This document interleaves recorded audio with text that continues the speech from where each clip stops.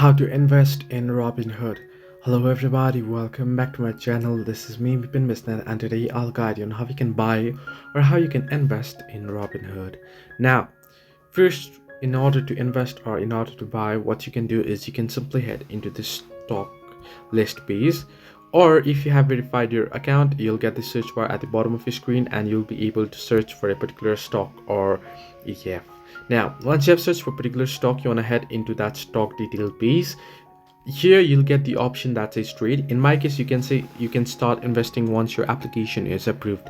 So my application isn't approved, so there's no any option to buy or sell or trade. So you'll get the trade option. Under trade, you want to tap on buy or just buy that if you don't currently own this stock. Now if you buy in, you can select either dollars or shares and you can buy it. If you want to sell it, you can tap on sell and you can go ahead and sell and confirm the order. So if you want to buy it, you want to simply select review order and confirm that all the details are correct, or select edit, and then if all looks good, select buy option. So this way you can invest in Robinhood. Hope this helped you. Do like and subscribe, and do not forget to leave a comment down below if you have any further issues.